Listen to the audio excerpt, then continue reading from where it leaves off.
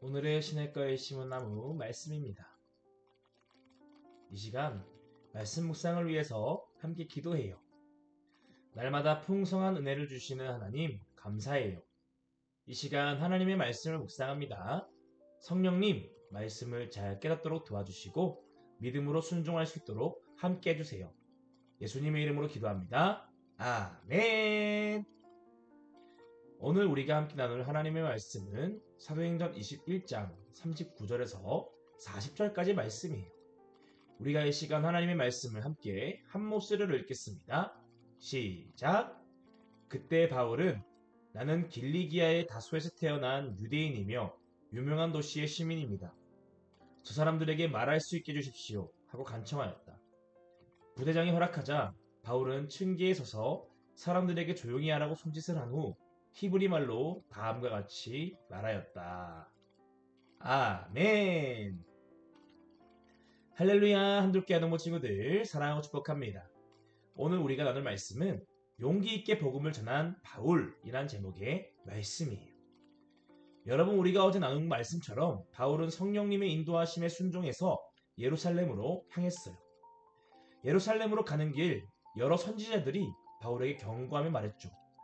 바울, 당신 예루살렘으로 가면 죽을 수도 있어. 당신은 꽁꽁 묶여서 감옥에 갇히게 될 것이요. 하지만 바울은 그런 이야기를 들을 때마다 저는 예수님을 위해서 감옥 가는 것도 괜찮소. 저는 죽기까지 각오했소. 그렇게 바울은 예루살렘 교회에 도착을 했어요. 거기서 유럽 교회들이 모아준 헌금도 전달했죠. 그때 예루살렘 교회 장로 중 하나가 이야기했어요. 바울, 유대인들이 당신을 정말 미워하고 있어. 지금 또 당신이 예루살렘에 온 것을 알고 있을 텐데 어떻게 하면 좋겠소? 그럼 우리 이렇게 합시다. 예루살렘에서 행하는 정결 예식에 참여하시오. 당신이 정성껏 정결 예식에 참여하는 모습을 보면 유대인들도 당신이 율법을 잘 지키는 사람임을 알고 용서해주지 않겠소? 그 이야기를 들은 바울은 그대로 하기로 하고 정결 예식을 하기 위해 예루살렘 성전에 들어갔어요. 그렇게 7일 동안 정결 예식이 마무리되어 갈 때쯤 한 사람이 바울을 보며 외쳤어요. 이스라엘 백성 여러분! 이 사람은 우리 유대민족과 율법에 해를 끼치는 자입니다. 바울은 지금 이방인을 성전에 같이 데려와서 성전을 더럽히고 있어요. 여러분, 사실 바울은 외국 사람과 함께 성전에 오지 않았어요. 다만 사람들의 오해가 있었을 뿐이었죠. 그런데 성전에 모여있던 유대인들은 소리친 사람의 이야기만 듣고는 다같이 바울을 죽이려고 끌어내기 시작했어요. 그때 예루살렘 성전에서 큰 소동이 일어나고 있다는 보고를 받고 로마 군인들이 출동하기 시작했어요. 그리고 그들은 유대인들이 바울을 죽이지 못하게 막고 쇠사슬로 바울의 팔을 묶은 후 무슨 일이 있었길래 이런 소동이 난 것인지 파악하기 시작했어요. 하지만 사람들마다 하는 말이 다 다르고 흥분된 상태에서 바울을 죽여야 된다! 하고 소리만 지르니 도저히 문제의 원인을 파악할 수가 없었어요. 그런데 그때 바울이 로마 군대 부대장에게 이야기했어요. 저는 다소라는 지역에서 태어난 유대인이며 로마 시민입니다. 제가 유대인들에게 말을 할 수 있도록 저를 도와주십시오. 그렇게 부대장이 허락을 하자 바울은 높은 곳에 서서 모여있는 유대인들을 조용시킨 후 그들에게 말하기 시작했어요. 여러분, 저의 말을 들어주십시오.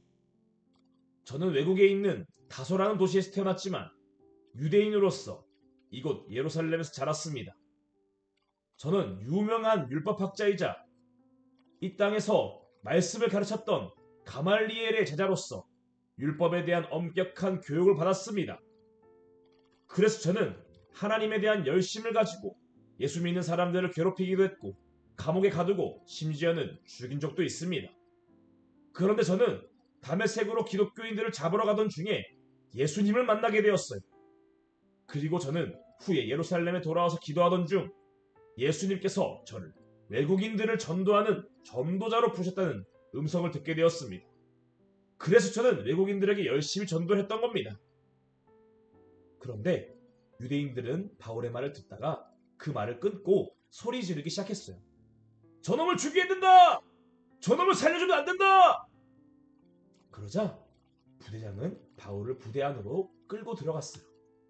그리고 다음날 로마 군대 부대장은 왜 유대인들이 그렇게 바울을 죽이려고 하는지 알기 위해서 유대인 대제사장이었던 사람들과 여러 종교 지도자들을 불러서 바울 앞에 데리고 왔어요.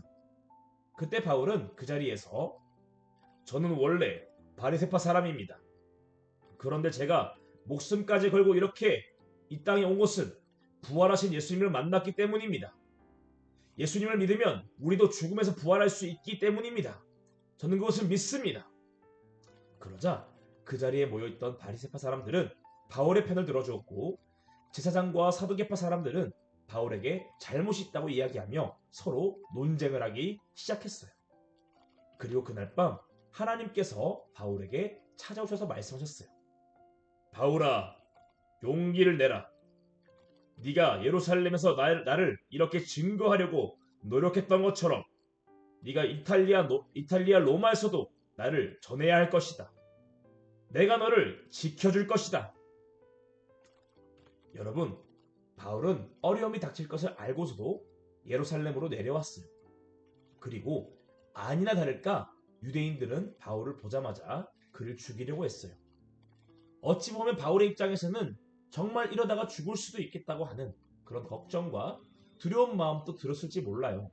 하지만 여러분, 바울은 그런 위기의 상황 속에서 어려움의 상황 속에서도 끝까지 포기하지 않고 용기를 내서 복음을 전했어요. 여러분, 어떻게 바울은 죽음의 위험 앞에서도 포기하지 않고 끝까지 예수님을 전할 수 있었을까요? 그것은 바울의 마음속에 항상 유대인들에 대한 그 사랑의 마음이 있었기 때문이에요. 그는 항상 유대인들이 예수님께로 돌아오기를 간절히 소망했어요. 로마서 9장 2절 3절 말씀 보면은 바울이 이렇게 얘기하고 있어요. 나에게는 큰 슬픔과 그치지 않는 마음의 고통이 있습니다. 만일 내 동족 유대인들이 구원만 얻는다면 내가 저주를 받아서 그리스도에게서 떨어져 나가는 한이 있더라도 나는 그렇게 되기를 바라고 있습니다. 여러분, 바울은 자기 동족 이스라엘 백성들이 예수님을 잘 믿지 않으려고 하니까 그것이 너무나 슬프다고 이야기하면서 만약 이스라엘 백성들이 예수님 믿고 구원만 받을 수 있다면은 자신이 저주받아도 된다라고 이야기할 정도로 그들을 너무나 사랑하는 그 마음을 이야기했어요. 여러분, 이처럼 바울은 외국인들을 위해 늘 전도했지만 사실 마음 한구석에는 동족이었던 이스라엘 백성들을 사랑하는 마음, 그들이 구원받기 소망하는 그 뜨거운 마음이 있었던 거예요. 그리고 그 마음 때문에 바울은 사람들이 다 자기를 죽이려고 하는 그런 상황 속에서도 용기를 내서 복음을 전했던 것이었어요. 여러분, 오늘 우리에게도 이런 마음이 필요해요. 전도는요, 그냥 일이 아니에요. 시키니까 해야 하는 거지 하고 하는 것이 전도가 아니라는 거예요. 예수님을 믿어야 우리가 지옥이 아닌 천국에 간다는 그 복음을 분명히 믿고 내 주변에 있는 내 사랑하는 사람들이 예수님 믿고 죄에서 구원받아 천국 가기를 간절히 바라는 마음, 그 마음을 가지고 내가 그들에게 예수님을 알려줘야겠다. 그들에게 예수님을 전해줘야겠다. 그렇게 그들에게 예수님을 알려주는 것, 그것이 바로 전도인 거예요. 그리고 그 마음이 있는 사람은요, 어떤 상황과 환경이 다가와도 끝까지 포기하지 않고 전도하는 삶을 살 수 있는 거예요.